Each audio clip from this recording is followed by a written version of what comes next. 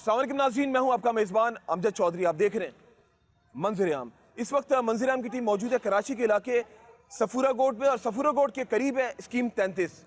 एक बहुत ही दर्दनाक वाक़या कराची में एक बार फिर से रोनुमा हुआ है। अफसोस के साथ कहना पड़ता है कि हवा की बेटी आज भी गैर महफूज है। मैं हमेशा जब जब ऐसे प्रोग्राम्स करता हूँ ना, बड़े बोझल दिल के साथ मैं इस टॉपिक पे काम कर रहा होता हूँ। कराची इतना बड़ा शहर है और जिस जगह पे मैं मौजूद हूँ, आप यकीन करें यहाँ पे घर ही घर है। हैरत की बात है, 5 साल की बच्ची, उसको किस तरीके से यहाँ पे कौन लेकर चला गया कुछ पता नहीं चल रहा। उसकी लाश मिलती है लियाकताबाद गुज्जर नाले से। उसको वहशियाना तरीके से उसको मारकर फेंक दिया जाता है और डॉक्टर्स का यह कहना है कि उसके साथ ज्यादती के शवाहिद भी मिले। अब देखना यह है कि उसको कैफरे किरदार तक कब तक पहुंचाएंगे। और बच्ची के ये भी सुनने में आ रहा है कि आज़ाद निकाल लिए गए। मासूम फरिश्ता, किस तरीके से उसकी जान निकली होगी और जिस शख्स ने यह काम किया होगा, मैं कहता हूं अगर उसकी निशानदेही हो जाए तो उसको एकदम से फांसी की घाट में उतारा जाए, उसको भी इसी तरह तड़पा तड़पा कर सजा दी जाए। जब तक, मैं हमेशा एक बात कोट करता हूं जब जब अपनी हवा की बेटी के लिए मैं प्रोग्राम करता हूं, जब तक किसी एक को सूली पर नहीं लटकाएंगे ना, ये निजाम सही नहीं होगा। आइए, जिस तरह आप देख रहे हैं टेंट यहाँ पे मौजूद है, मंजर आम की टीम ऑन द स्पॉट पहुंची है। जब बच्ची की लाश बरामद होती है, दिखाते हैं उनके घर से, वालिदा से मिलवाते हैं, वालिद साहब से मिलवाते हैं, यहाँ के जिम्मेदार से मिलवाते हैं, उनके रिश्तेदार से मिलवाते हैं। रहिए आप लोग हमारे साथ, मंजर आम जारी। जी नाज़रीन, आज का जिस तरह मैंने स्टार्टिंग में बताया, अपने इंट्रो में बताया कि जो मौजू है बहुत ही दिल को हिला देने वाला टॉपिक है। और हवा की बेटी, ऐसा लगता है इस शहर कराची में, इतना बड़ा शहर और ये जिस मैं इलाके में मौजूद हूँ, मुझे घर ही घर नजर आ रहे हैं और लोगों की चहलकदमी है। उस बच्ची को किस तरीके से यहाँ से जो भी शख्स था वो लेकर चला गया, कुछ पता नहीं चला। बच्ची का नाम था, इतना खूबसूरत नाम, सवेरा, और सवेरा को हमेशा के लिए उजाला कर दिया गया।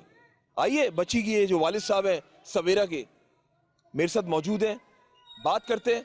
और मुझे यकीन माने कि मेरी मजबूरी है, मैं अपने सहाफ़ती फ़राइज़ सर अंजाम दे रहता हूँ।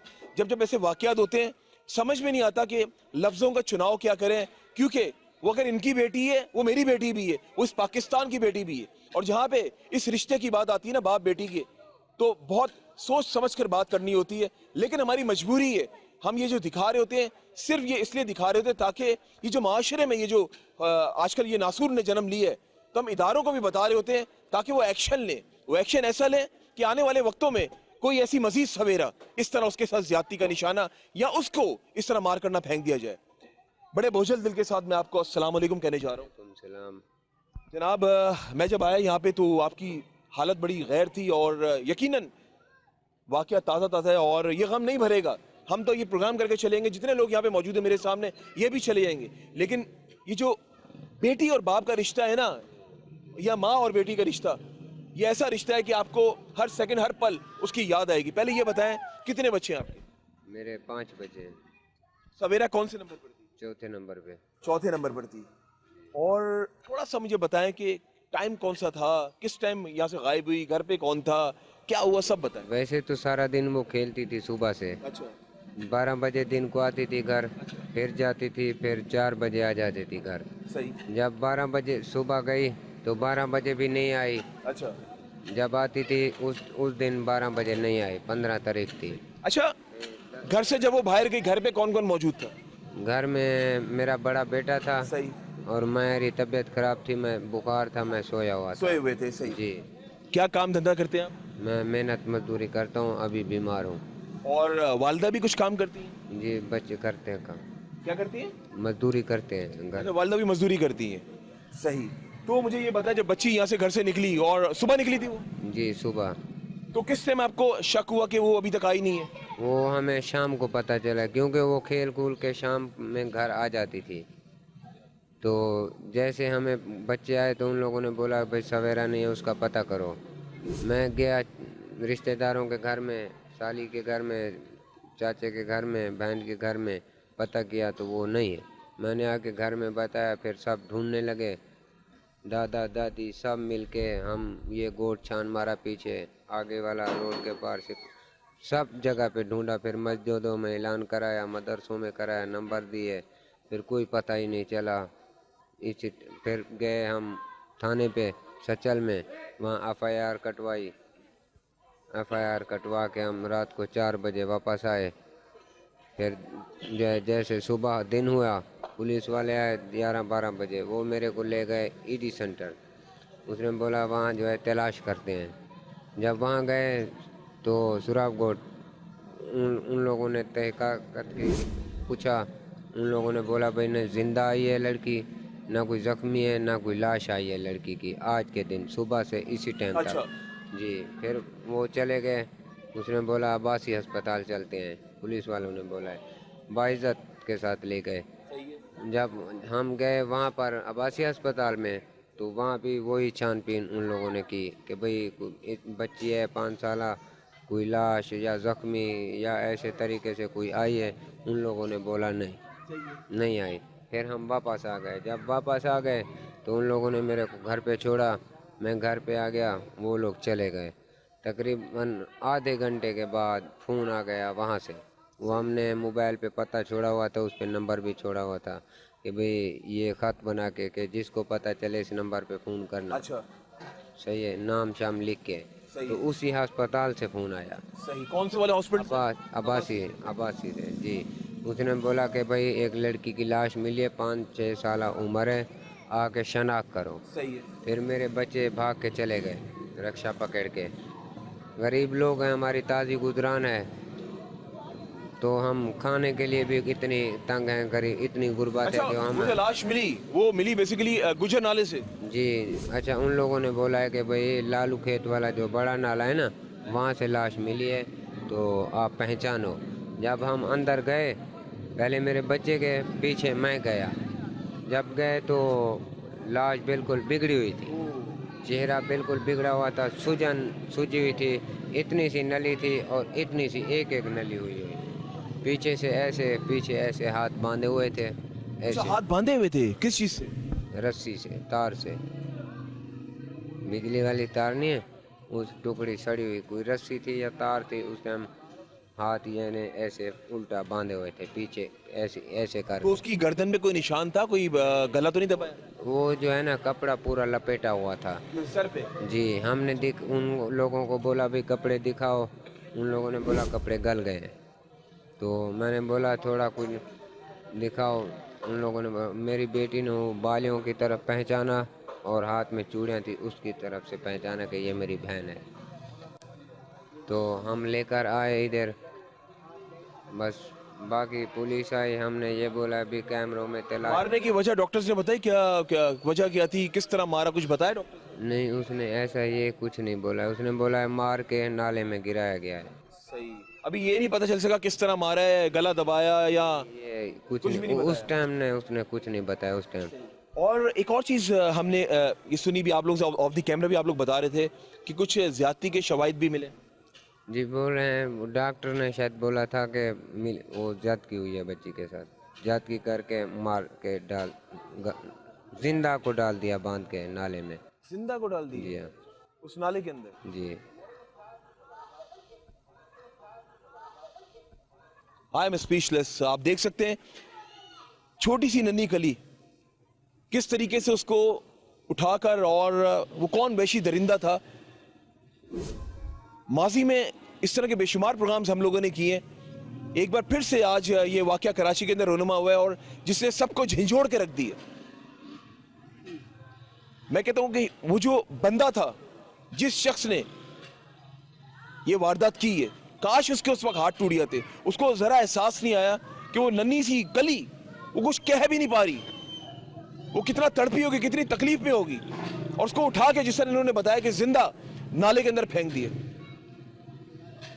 या तो यकीनन वो कोई नशा आवर बंदा होगा जो नशा करता होगा, क्योंकि माजी में हमने जितने प्रोग्राम्स किए हैं उसमें नशे वाला मिलता है, जो बात सच है। ये तो आस पड़ोस का कोई बंदा होता है जो मुलविस होता है। 70 से 80% ऐसे ही वाकयात हमने कवरेज की, हमने ऐसे ही प्रोग्राम्स किए जो आसपास का कोई बंदा होता है जिसको पता होता है और वही उठाकर वो लेकर चले आते हैं। उसके बाद आखिर में एंड यही होता है। आइए, यहाँ पे बच्ची के दादा मौजूद है। दादा और पोती का बड़ा एक गहरा रिश्ता होता है और दादा की भी ख्वाहिश होगी कि जब ये बड़ी होगी, इसकी शादी होगी, मैं वो भी देखूंगा। दादाजी क्या कहना चाहेंगे? पहले तो आप बिल्कुल, अब रोना नहीं है आपने, ठीक है? अब आपने सारी ये पता है, रोग तो सारी जिंदगी का है। आप उस हाँ सी मैं रोजी दी ख़ातिर निकल आया, जुल्म थिया के मेरे नाल, मेरा इंसाफ थिया वञे, हक थिया वञे, मेरे नाल जुल्म थी गया, हक थिया वञे, इंसाफ थिया वञे, मेरे को इंसाफ मिले, मेरा जरा हक है वो मिले, हक है जरा मेरा मुखालिफ नजर आवे जो भाई ई किते मैं रोजी दी ख़ातिर आया, मेरे नाल जुल्म थिया गया।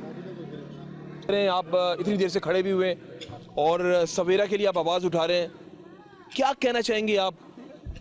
आखिरी अल्फाज भी आपके। मेरा इंसाफ हो नहीं सी, मैं गरीब हाँ, मेरा इंसाफ थी, मेरे नाल जुल्म थिया गए, मैं रोजी की खातिर निकल आया, मेरे तो जुल्म थिया गए, मैं परेशान थी आया, जुल्म थिया गए, मेरा इंसाफ थी वे जी रोजी की खातिर है, मैं रोजी नहीं बड़ी गरीब हाँ, परेशान थी आया, वो परेशानी मेरे को बहुत। अच्छा दादाजी बिल्कुल, वो कह रहे हैं मैं बहुत परेशान हूँ और मेरी परेशानी को दूर किया जाए और उसको कैफे किरदार तक पहुंचाया जाए। एक सवाल मेरा आपसे, सवेरा की कौन सी बात याद आती है आपको? जिस तरह होती है ना, दद्दू दद्दू मुझे ये चाहिए, बच्चे तो दद्दू कहते हैं ज्यादातर, दादा ये चाहिए, कोई एक ऐसी बात आज उसकी थोड़ी सी बात भी करें ना।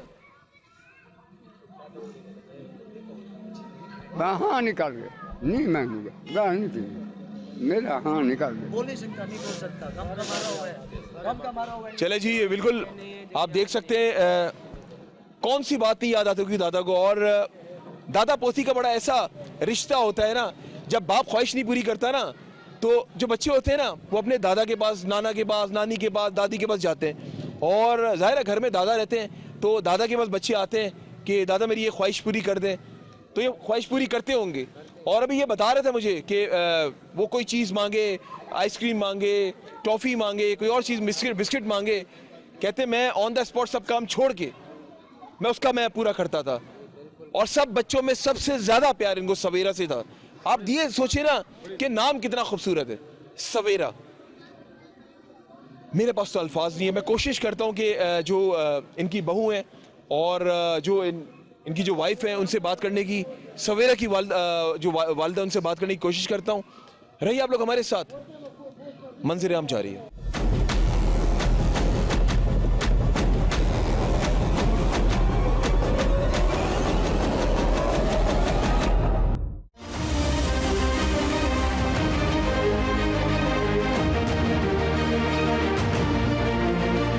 जी नाज़रीन, इस वक्त सवेरा की वालिदा मेरे साथ मौजूद हैं। माँ अगर गरीब हो, माँ अगर अमीर हो, माँ तो माँ होती है। माँ वो रिश्ता है जो 9 माह पेट में रखती है। 9 माह के बाद जब बच्चा दुनिया में आता है, माँ की जो ख्वाहिश, माँ की जो आरज़ू होती है, वो देखने वाली होती है। वो बेशक वो बेटा हो या बेटी हो, माँ उससे बहुत प्यार करती है। और मैं भी एक बेटा हूँ, और आप लोग जो कैमरे के उस पार हैं, आप लोग भी बेटे बेटी हैं, आप लोग समझ सकते हैं। और आप में से माँ बाप भी हैं, आप लोग समझ सकते हैं वो क्या तड़प होगी, वो क्या गम होगा जब उसकी बच्ची के साथ वैश्याना तरीके से कत्ल कर दिया जाएगा, दरिंदगी के साथ। उस माँ के दिल पे क्या बीतेगी। आइए मैं सवेरा की वालिदा को बोझल दिल के साथ पूछता हूँ। और अस्सलाम वालेकुम। मैं बहुत गरीब थी, मजबूर थी, मेरा मियाँ बीमार रहता था, उससे काम नहीं होता था। मेरी बड़ी बेटी और मैं कमाने निकल जाते थे। मैं 8 बजे निकल जाती थी, रोज़ ऐसे होता था, ये नहीं उस दिन ऐसे हुआ। मैं बहुत पुरानी इधर रह रही हूँ, किसी से भी पूछ लो। मेरे बच्चे रोज़ अकेले होते थे, कोई खतरा कोई डर नहीं था मुझे। मेरे सवेरा हर टाइम खेलने निकलती थी, हर टाइम वापस आती थी, हर टाइम निकलती थी, हर टाइम वापस आती थी। मुझे कभी खतरा नहीं हुआ, ना ही कोई मेरे साथ, मेरी बच्ची के साथ जुल्म हुआ है, बहुत जुल्म हुआ है। मुझे इंसाफ चाहिए, मुझे इंसाफ। अच्छा मुझे ये बताएं कि सही है ये, जाहिर है मैंने इनसे भी पूछा क्या हुआ था, सब कुछ पूछ लिया। थोड़ी सवेरा की बातें करते हैं। सवेरा की कौन सी बात आपको याद आती है जब वो चीज मांगती थी, खाना मांगती थी? सवेरा खाना तो मांगती थी, सवेरा तो मेरे साथ बैठ के खाती थी, और किसी जगह किसी के हाथ का नहीं खाती थी। वो तो मेरे हाथ का खाती थी, चीज़ भी ले आती थी तो मेरे साथ बैठ के खाती थी, वो तो अकेले नहीं खाती थी। क्या कह रहे हैं आप? जो ऐसे ऐसे बातें करती थी कि बताने में भी हमारा जिगर बाहर निकलता है। ऐसी ऐसी बातें करती थी। अब बातें करें तो हम अभी भी बर्दाश्त अपने आप को कंट्रोल नहीं कर सकते, फिर भी हम सब्र में बैठे हुए हैं। अच्छा मेरी बहन मुझे ये बताएं कि जब आप सुबह छोड़ कर गई सवेरे, उस टाइम क्या कर रही थी जब आप काम पे जा रही थी? मैं सुबह 8 बजे निकली, नाश्ता कराया, सब बच्चों को नाश्ता करा के फिर मैं जैसे सवेरा ने नाश्ता करा सो गई थी।